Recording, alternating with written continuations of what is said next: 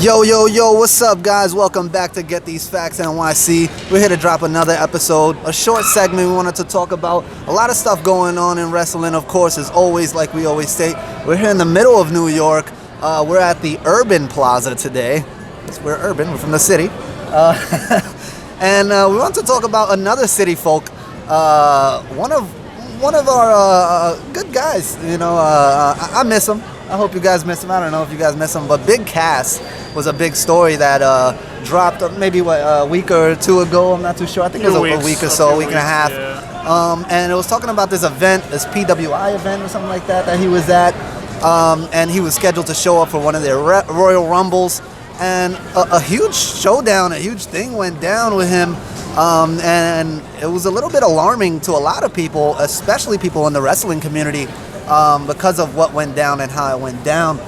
So basically, all night people were looking at Cass, and he was going in and out the arena, back and forth to his car and back and forth into the arena.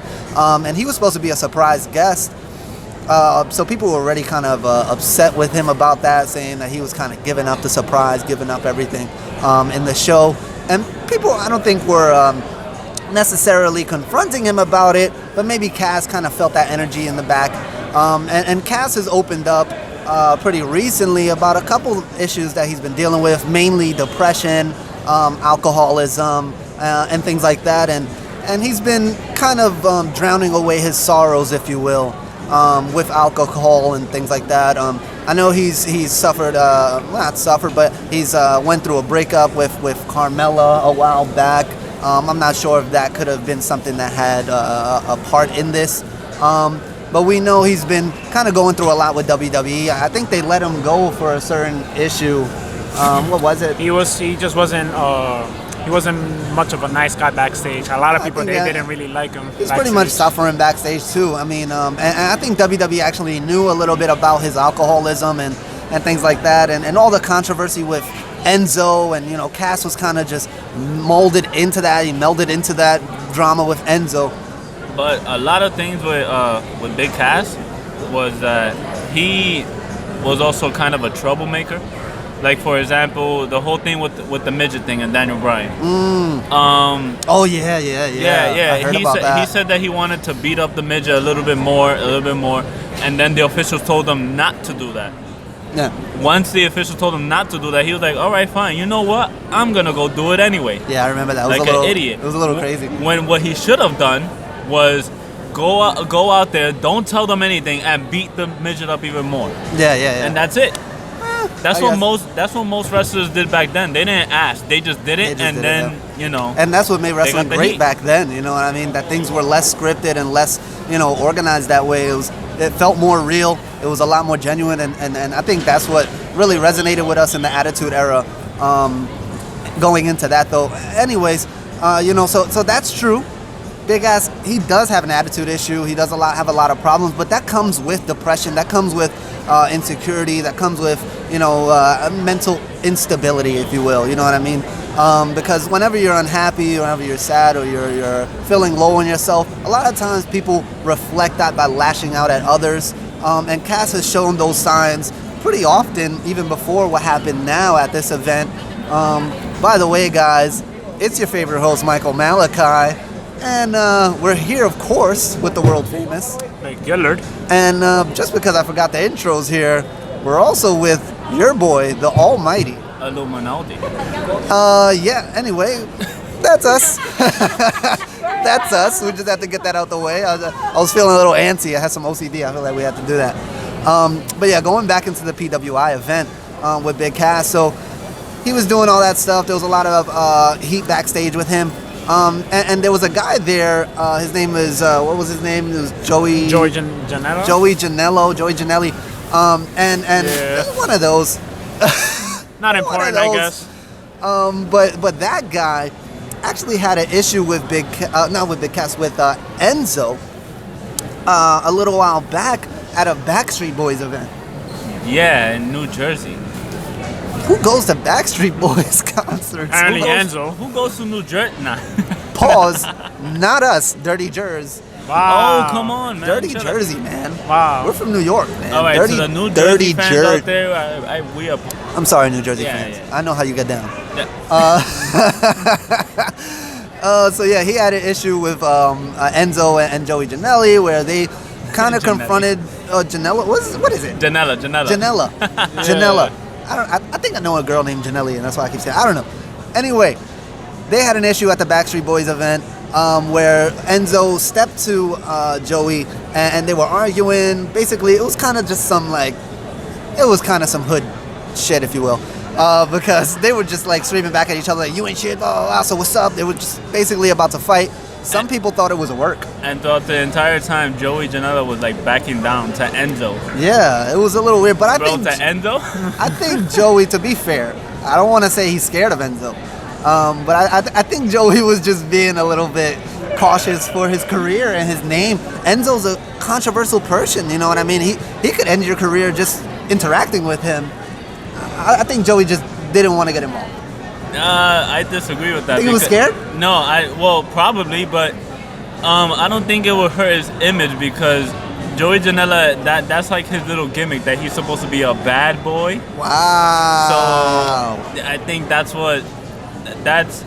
don't think that Fail. really, yeah. What a it's fail. terrible because he was literally backing down throughout the entire video. Like To Enzo. Enzo would get close and he would just step back, but still like had his hands up. Like Okay, I mean, that could be debated. It's debatable to me. I mean, I've seen It a is lot of debatable. articles It about is. it. They showed videos of them kind of stepping to each other, but Enzo didn't seem like he really wanted to fight either.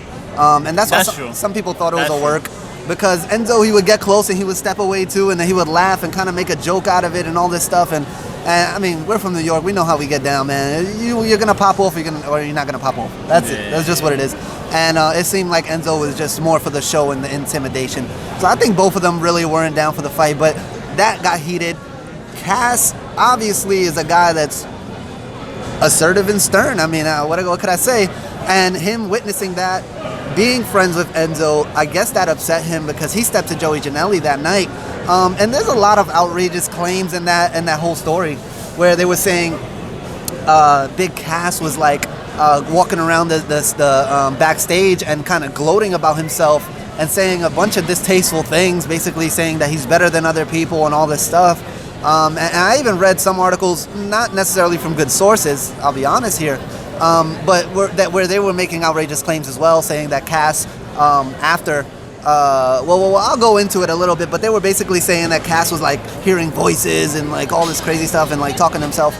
wow. So that stuff might be false, you know what I mean? But you never know. He is suffering from depression. He's suffering from alcoholism. Maybe he was intoxicated or something like that. We're not too sure.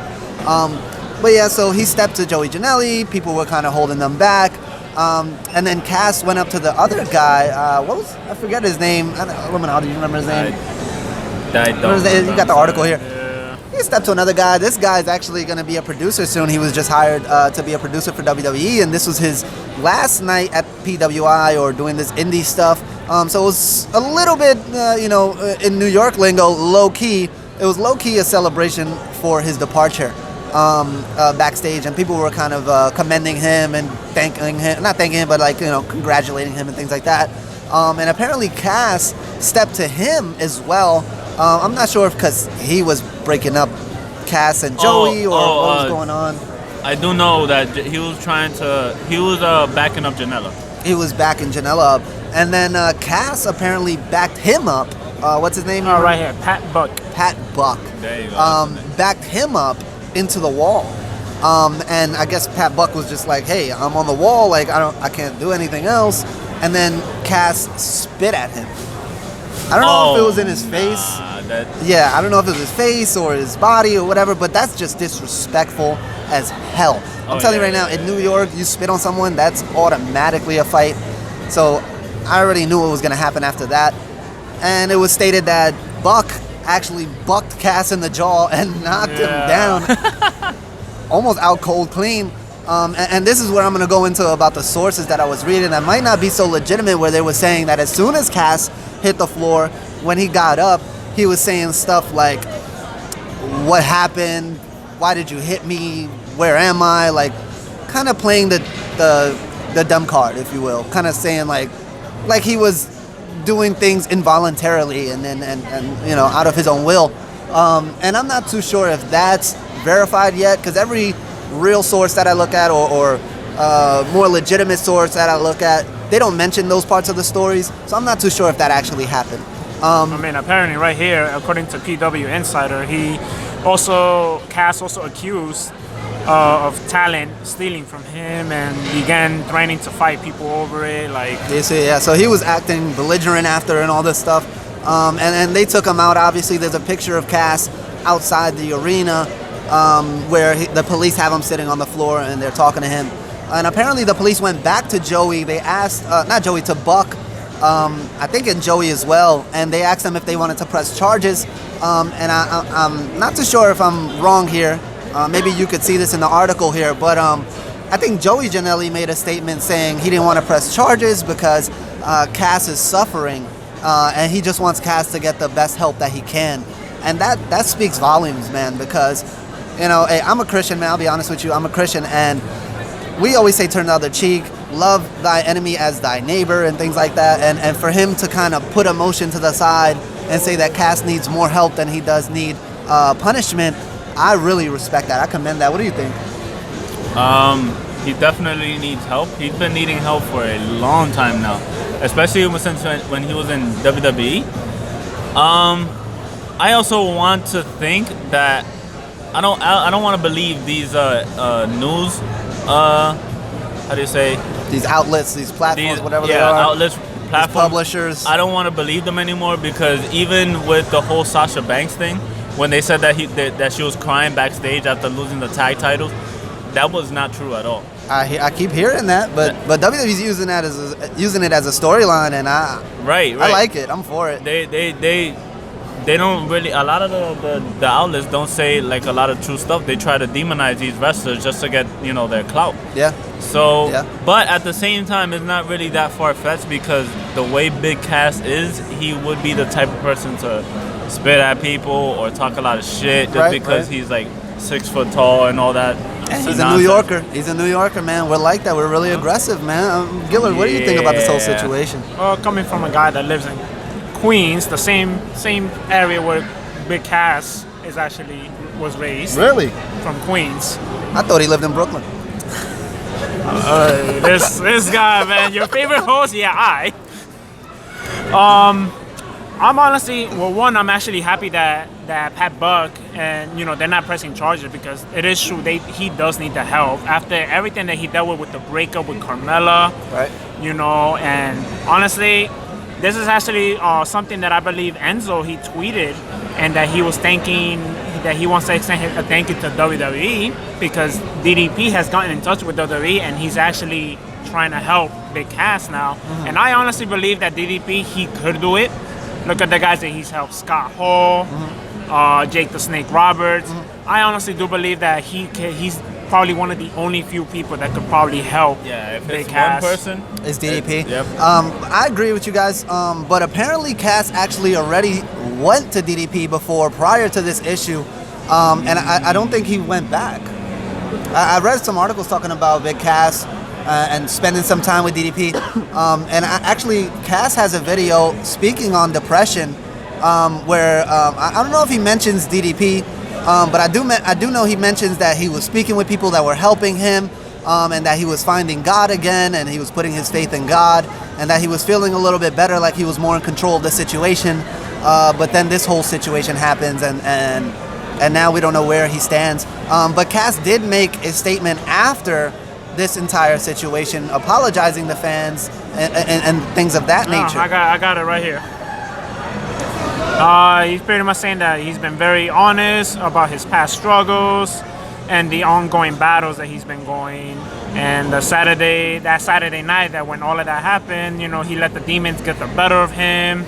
And he's stepping away from professional wrestling and getting the professional help that he needs. Right. Which is good, and I'm hoping that professional help does include DDP. DDP actually is quite successful in these situations, and mentioning other wrestlers, WWE has a history of having depression in their company and their superstars for a very long time. I mean, we have a top 10 list here. Where they mention people like Shawn Michaels. Some people probably don't even know about that. They mention people like Eddie Guerrero, who wrote a book on that. Well, speaking about that in his book, they mentioned people like The Dwayne. Rock. The Rock is a little bit not too clear though from this article. It just says that he spoke about it, but never really labeled it depression or anything like that. So I don't really want to use The Rock too much as an example because that might be send a shock to a lot of people, but it's actually not too descriptive. You know what I mean? So it's really hard to speak on The Rock. Somebody like Alexa Bliss. But Alexa Bliss spoke about bulimia, I believe, right? Or It was bulimia. anorexia? No, it was bulimia. And she was suffering since I think 15 or prior to 15. WWE has a documentary, go check that out, where she was saying how she was suffering from issues with her self-image and things like that, and she was going through a lot too. But going into the past with WWE and talking about these other guys who's gone through it, you know, we talk about what's this girl's name? What was her name? The one that she committed suicide. Ashley or something. Massaro. Ashley Massaro. Where she was talking about head injuries and concussions that aren't treated properly or checked up on after being treated, and how basically leading to where maybe those concussions could be influencing these issues in their brain and in their mental health, which could be possible. I mean, I know NFL takes concussions very seriously, and now ever since the Massaro thing, Vince takes concussions extremely serious as well. So that actually was a huge shift in WWE. What created a huge shift in WWE as far as taking mental health and brain health very seriously now and changing the idea on that. But not only that, a lot of the wrestlers who suffer from depression were taking antidepressant pills. They were into drugs or into painkillers and things like that. And what people don't realize, guys, is that these drugs are actually mind-altering drugs. You know what I mean? There's been many clinical studies and psychological studies and things like that where they basically prove that these drugs are mind-altering in the sense that your electromagnetic waves will actually change its frequencies and things like that, which actually changes your thoughts. So I would encourage all of you who are suffering from mental illness or depression or what you deem to be so, take a step back, meditate, pray, think to yourself, you know, recollect yourself, if you will, and find ways that you can get out of it naturally. Find ways that you can get out of it spiritually and mentally, because depending on an outside source, like drugs, like alcohol, like antidepressants, which are still drugs and things like that, the only thing that you do to yourself is you create more vulnerability.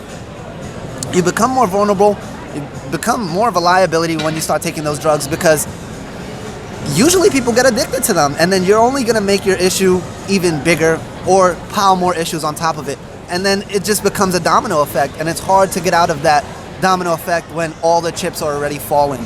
You know what I mean? You have to stop the first chip, nip it in the butt immediately, and don't take on more problems. It's like people who are addicted to, let's say, cigarettes or something like that, and they quit cigarettes and then they replace it with soda or they replace it with something else. You're just replacing one problem with another. You're never solving the issue within yourself, and the entire thing is to find peace within yourself. And I just think it sucks because throughout a lot of years that WWE has been like on, it's been happening ever since like the 80s. We had Jake the Snake Roberts and people like Shawn Michaels back then, and then we had people like Eddie Guerrero and Even Goldust. I don't want to say a name, but Benoit. For the sake of the video, we'll call him Benoit. And then and then we had people back in 2011 like CM Punk and AJ Lee, because CM Punk was not treated, say what you want about him, but he was not treated properly with the WWE officials. Right. And even now, people have these concussions and they just been living out terrible lives because, they need to seek help. Yeah. That's the most important thing, that people should seek help when these things, when they need it. And you want to mention something about that, dude, or? They just need help. And You know, honestly, I wanna- the official, they just need to treat the wrestlers better. Yeah. Right. Speak to their families. I their do want to friends. say something a little controversial here, guys, and maybe you could chew me up for it later. I don't think professional help is something that should necessarily be something that they seek, because usually, hear me out, Professional help usually means a psychiatrist. And when you go to a psychiatrist, they listen to your problems, they hear you out, and then they diagnose you, and then they give you medication. So maybe seek communal help. Look for your community, look for your family, your friends, speak about your problems, be transparent, try to solve them that way. I honestly don't think that's controversial, because I'm actually gonna have to agree with that, only because I feel like all of these therapists are just as depressed as the people that they're talking to. I hate to bring this up because this is somebody that I really love, but look at Jordan Peterson. I mean, Jordan Peterson is one of the greatest psychologists ever. I mean, I listen to this guy speak all the time. He's such a smart individual. He's so intellectual. This guy is amazing. But recently he had a mental breakdown too. I mean, psychiatrists are not necessarily, immune from mental illness and mental issues. And a lot of times what people say, especially spiritual people like myself, is that when you take on the problems of others and you listen to the problems of others and you try to solve them as an outsider, you end up adopting those problems. And depending if you're sympathetic or empathetic, which I'm empathetic, you end up putting yourself in their shoes, you start feeling their emotions, and you start reacting as if you're them, and you live through them vicariously. And that's dangerous as well. So please, guys, focus on communal therapy. Talk to your community, talk to your friends, your family, people who genuinely care about you. Not people who are gonna sympathize with you and just say, oh, it'll be okay, just keep pushing. That's cool too, but it never does anything. You want someone to be strong with you, speak to you, and give you answers, and understand you, not just sympathize with you. So Big Cass, I wanna send a message to you and say, we're New Yorkers. We understand what you're going through. We understand the aggression. We understand everything that you're suffering from. And I want to tell you, be strong, Cass. I posted this on our Twitter before, and I said, Cass, and our Instagram, I said, Cass, we don't like seeing you like this, bro. We know that you're stronger than this. We know that you could pull yourself together. And yeah, seek the professional help. Get the professional help. That's fine. But don't depend on it. Depend on friends, depend on family, and heck, depend on strangers, if you will. People with an outside perspective, they can give you the advice that can actually be useful, rather than just kind of giving you something to brush you off and shut you up, because then you just fall victim to the same issues like alcoholism. You believe that? I agree. Is that something that's agreeable? I think that's a good thing. I think we can make another video about this, going a little bit more in depth about it, but that's just a message that I wanted to give back to you guys, back to Big Cass, even back to Enzo, because hey, Enzo's had issues with drugs. Enzo's had issues with showing too much aggression. And hey, Enzo, man, the same thing goes for you, man. Be transparent, humble yourself, find God, find your inner peace, talk to people, communicate with us. I mean, even us here at Get These Facts, we're not a big page right now. Maybe we will one day. Hey, who knows? We're just doing this, to speak to the fans, speak to the universe, and just kind of get more familiar with everything in the wrestling community. But soon we're going to be doing interviews. I mean, we did some street interviews. We want to do one-on-one interviews, and hey, maybe we'll get big enough one day to have you guys on our show, and we'll speak to you guys, and maybe we can even build a bond with you guys as fellow New Yorkers. And potentially as friends, you never know, man. But we do want to say that we wish the best for you guys. We want everything to go in your favor. I do want to see both of you guys come back to wrestling. I enjoyed your gimmicks. I enjoyed everything about you guys. As much as people say about you, don't let it get to you. Don't let it get to you.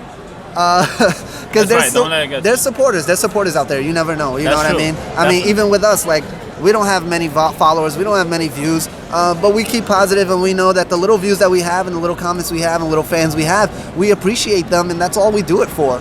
You know what I mean? We don't need that vast, viral thing and all this stuff. We don't need that. We just need to know that we're connecting with people. Whether it's 1, 1,000,000, 1,000, who cares? We just want to know that we're changing lives and we're entertaining people, and that's what we're here for. Boom. That's it. That's it, man. I mean, what else could you say? But once again, guys, thank you. That was just a short, we always say this, short segment on depression in WWE and Big Cass and Enzo. And we want to know what your thoughts are. Maybe you guys want to call us in on web chat. We'll even interview you, throw you on YouTube and things like that. Reach out to us and let us know what you think about this issue as well. And stay tuned. We're actually going to come up with another segment coming up soon, maybe in a few minutes or so, where we're going to talk about some controversial shit. Excuse me. Some controversial stuff that was posted by Ringside News on Twitter that blew Twitter up. So make sure you guys stay tuned for that. Like, share, and subscribe, and keep our channel going. And you can even go to our Anchor and donate to us if you like what we're doing, you like our content, so we can bring more content to you. And once again, man, we love you guys. We appreciate you guys. God bless. Gillard, close it down. Close it down. Close it down. Thank you guys, ladies and gentlemen, and y'all have a good night, and God bless.